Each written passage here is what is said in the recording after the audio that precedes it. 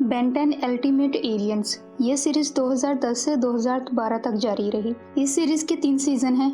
अगर इस सीरीज की रेटिंग के हवाले से बात की जाए तो इसको 7.6 आउट ऑफ 10 के हिसाब से रेटिंग मिली। आज हम फर्स्ट सीजन की फर्स्ट एपिसोड को एक्सप्लेन करेंगे। इस एपिसोड का नाम फेम है और ये एपिसोड 23 अप्रैल 2010 को रिलीज हुई। इस एपिसोड को IMDb पर 7.7 आउट ऑफ 10 की रेटिंग मिली। तो चलिए अब हम अपनी इस एपिसोड की एक्सप्लेनेशन की तरफ बढ़ते हैं। एपिसोड की स्टार्टिंग टीवी न्यूज़ से होती है। न्यूज़ में बेन की खुफिया वीडियोस दिखाई जा रही थी जिसमें बेन को डिफरेंट एलियंस में दिखाया जा रहा होता है और यूँ सारी दुनिया के सामने बेन एक्सपोज हो जाता है। कुछ के लिए तो बेन एक हीरो बन जाता है जबकि कुछ के लिए विलन, जो कि लड़ाई के दौरान बहुत ज़्यादा नुकसान कर देता है। बेन को केविन मशवरा देता है कि वो कुछ दिन के लिए घर से बाहर ना निकले और जूली की तरफ चला जाए। बेन जाने के लिए निकलता है मगर घर के बाहर बहुत से न्यूज़ एंकर बेन के लिए खड़े होते हैं। बेन उन सबको वहां से भगाने के लिए मैंगो स्वॉर्ड में आता है और इन सब पर धारता है। सब न्यूज़ रिपोर्टर डर के वहां से 9-2-11 हो जाते हैं। सीन जूली के घर शिफ्ट होता है। बेन और जूली बैठे होते हैं। जूली टीवी ऑन करती है। टीवी न्यूज़ में फिर से बेन के मुतालिक वही न्यूज़ चल रही होती हैं। एक न्यूज़ एंकर विल हेरेंग्यू हमेशा अपनी न्यूज़ में बेन को विलन बनाकर पेश करता है और बेन की वही वीडियोस शेयर करता है जिनमें बेन तोड़फोड़ करता हुआ नजर आता है। असल में हेरेंग्यू अपनी न्यूज़ में बेन के मुतालिक न्यूज़ इसलिए देता है क्योंकि लोगों को बेन को देखना और उसके बारे में जानना अच्छा लगता है और जितना लोग इसकी न्यूज़ सुनेंगे इतनी ही इसके चैनल को रेटिंग मिलेगी। बेन बहुत ज़्यादा उदास नजर आने लगता है क्योंकि विल हेरेंग्यू की न्यूज़ की वजह से लोग अब बेन को पसंद नहीं करते। जूली उसको बहलाने के लिए ड्राइव पर चलने का कहती है। बेन और जूली ड्राइव के लिए चले जाते हैं। रास्ते में केविन और ग्वेन इनका रास्ता रोक लेते हैं। केविन बेन को बताता है कि उसे वो लड़का मिल गया जिसने तुम्हारा भांडा फोड़ा, मतलब जिसने तुम्हारी सीक्रेट वीडियोस लीक की। फिर वो लोग जूली को घर छोड़कर इस लड़के से मिलने और इसका हिसाब चुकता करने जाते हैं।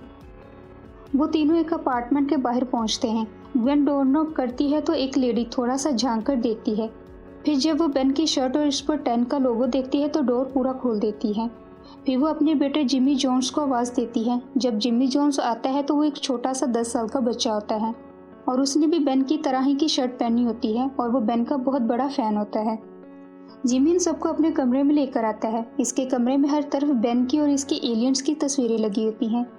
केविन जिमी को पकड़ के बेड पे फेंकता है और उससे पूछता है कि उसने बेन के साथ ऐसा क्यों किया।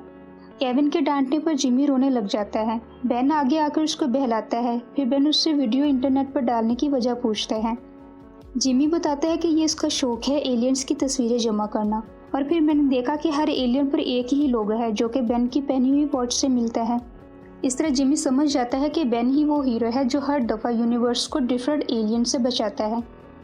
जिमी मज़ीद बताता है कि इसने वीडियो बुरी नीयत से अपलोड नहीं की बल्कि वो चाहता था कि बेन मशहूर हो जाए, सारी दुनिया इसके मुतालिक जान जाए और इससे बेन को भी अच्छा लगेगा। लेकिन ऐसा करने से बेन के लिए मज़ीद प्रॉब्लम्स खड़ी हो जाती हैं। जिमी उन सबसे सॉरी बोलता है। ग्वेन को जिमी के पास से एक तस्वीर मिलती है। ग्वेन उससे इसके बारे में पूछती है। जिमी बताता है कि उसे ये भी बेन का ही एक एलियन लगा था। फिर जिमी उन्हें एक क्लिप दिखाता है जिसमें वो एलियन ऑरलैंडो में हमला करता हुआ नजर आता है, लेकिन इस क्लिप में कुछ वाज़िया नहीं होता। ये देखकर सब फ्लोरिडा के लिए निकल पड़ते हैं। इतनी दूर जाने के लिए इन्हें किसी शिप या प्लेन की ज़रूरत होती है क्योंकि रस्ट बकेट से इतना लंबा सफ़र नहीं हो सकता था। ग्वेन जूली से इसका शिप लेने की बात करती है मगर केविन इन्हें न्यू रस्ट बकेट में लेकर आता है जो कि एक प्लेन होता है। ये प्लेन प्लम्बर का आम सा जहाज़ था जिसको केविन ने थोड़ी सी तब्दीलियों के साथ रस्ट बकेट बना दिया। ग्वेन रस्ट बकेट के डेटाबेस के जरिए इस वीडियो की लोकेशन ढूंढ लेती है और वो वीडियो एक टॉप सीक्रेट लैब के सिक्योरिटी कैमरा में से ली गई थी। ग्वेन उस लैब की लोकेशन केविन को देती है। केविन रस्ट बकेट उसी लोकेशन पर डाल देता है, लेकिन वो ऐसे जोन में एंटर कर जाते हैं जहाँ किसी का आना सख्त मना था क्योंकि आगे सब सीक्रेट जगह होती हैं। कुछ जहाज़ इन पर हमला करने लगते हैं। केविन भी इन पर अटैक करता है। केविन का अटैक काफ़ी सख्त होता है जिससे एक जहाज़ तबाह हो जाता है और इसका पायलट पैराशूट के जरिए नीचे कूद जाता है मगर इसके पैराशूट में आग लग जाती है। बेन जेटर में आकर इस पायलट को बचा लेता है लेकिन खुद पुलिस के हाथों गिरफ्तार हो जाता है। जेल में ग्वेन और केविन कर्नल रोजम के साथ आते हैं। कर्नल बेन से हेल्प मांगता है क्योंकि नासा किसी खतरे में होता है। इसके बाद सीन नासा की सीक्रेट लैब पर शिफ्ट होता है। कर्नल इन सबको अराइन नामी रॉकेट के मुतालिक बताता है।